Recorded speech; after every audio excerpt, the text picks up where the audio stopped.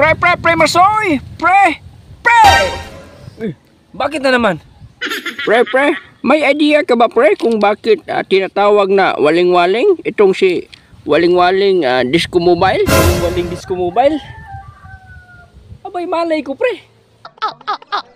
Hello, what's up guys? Joy Masoy TV's here na naman! Isang kilalang sound system mobile sa Panay Island na ang pangalan ay Waling-Waling Disco Mobile. Alam nyo bang itong si Waling-Waling Disco Mobile ay nakatakdang pupunta dito sa Cebu para magkapagbigay ng waling-waling sa mga Cebuano. Pre, Marsoy! Pre! Bakit na naman? Pre, may idea ka ba pre kung bakit tinatawag na waling-waling itong si waling-waling disco mobile? Waling-waling disco mobile? Abay, malay ko pre.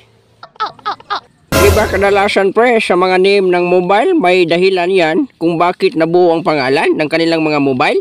May punto ka pre. Total, na itanong mo rin lang para sa akin lang pre ha. Hindi ako sure.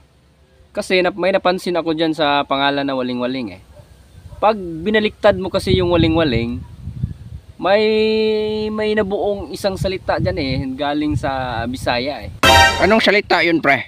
Pag binaliktad mo yung waling-waling, ano yun eh? Magiging lingaw. Lingaw. Ganun pala yun pre. Galing mo pre Waling-waling disco mobile or lingaw-lingaw disco mobile. Lingaw-lingaw lang tabay. Lingaw-lingaw, ito ay isang salita na ang layunin ay maghatid lang ng kasiyahan. Na kahit papano, ay kahit sa konting panahon, ay makalimutan mo saglit ang iyong mga problema.